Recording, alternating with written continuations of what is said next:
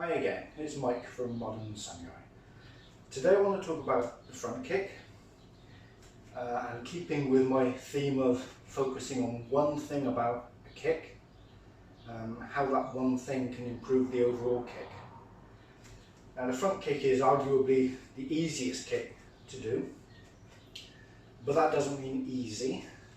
There are still lots of aspects to this kick, including keeping your guard up, opening up your leading foot to open the hips up, pointing that toe, pointing the foot, but bringing the toes back so you're kicking with the ball of your foot, bringing that knee up, the direction the kick is travelling in.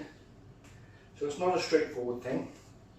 And if we go back to a beginner, someone just joining kickboxing, and how they might approach a front kick, it wouldn't be untypical to see someone approaching a bag and throwing a kick, so,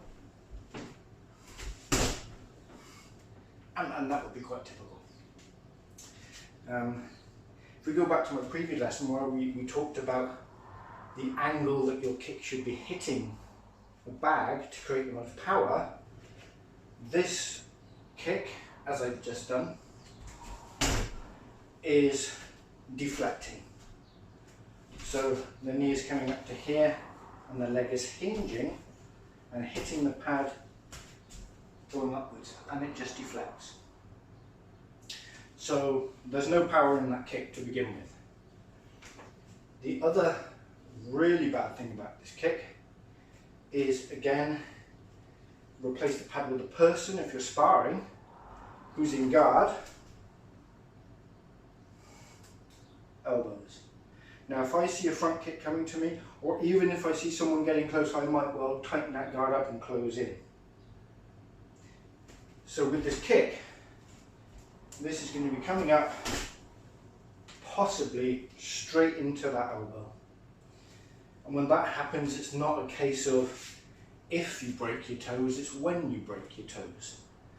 And I suspect that anybody with any years in martial arts and kicking, and kickboxing in particular, I suspect they've all limped away having clouted their toes on somebody's elbows doing the front kick. It's a common thing. So lack of power, injury to yourself on doing a straightforward football kick.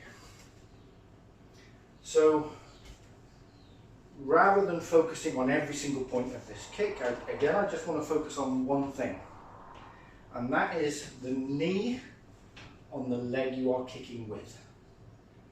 And it doesn't matter whether you're kicking off the front leg or whether you're coming off the back leg, focus on that knee. Okay? So the first thing we want to do is, rather than throwing a full kick, just practice coming to there and holding that knee. And do that a few times. That needs to be your muscle memory, that particular action. So I'm going to balance on here for a sec, and I'll explain why. When we bring that knee up, we want that knee close and we want the foot in close. Okay? That keeps that hip back. Now if you can draw a line between my foot and the target, you need to get that as straight a line as possible. So it needs to come from here, straight line to there, which creates this 90-degree impact and more power in the kick.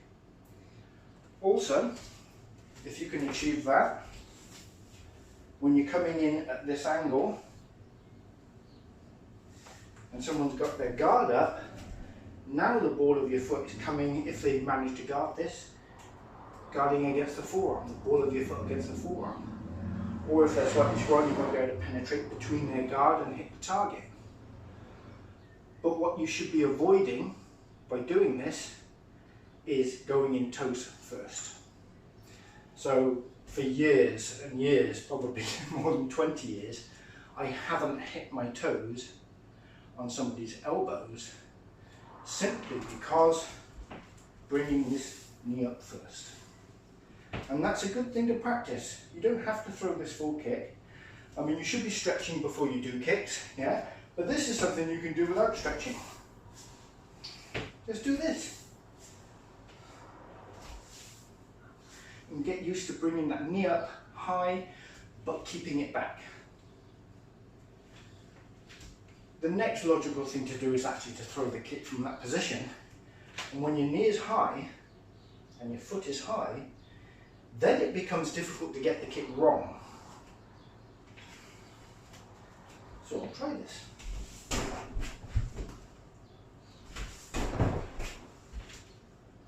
So you can see the knees coming up high, and then the foot is travelling at 90 degrees to the pad. And it's pushing that kick through. As that kick's coming, your hip will come through as well, which then puts the whole body into the kick, and then we get into all the other aspects of what makes a good kick. But for this exercise, don't even worry about the guard.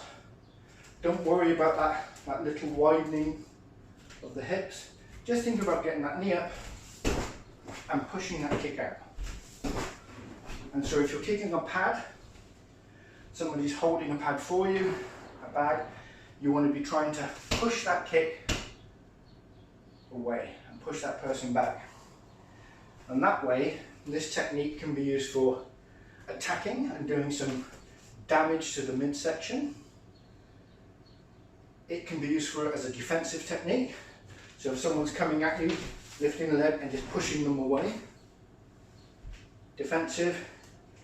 And it can be used very typically, the Thai boxers will do a what's called a teep, where the kick will be higher, right? And you decide to put that person off balance by kicking up high, and then that sets you up for what comes after. So once you tip that balance, then you can launch the attack.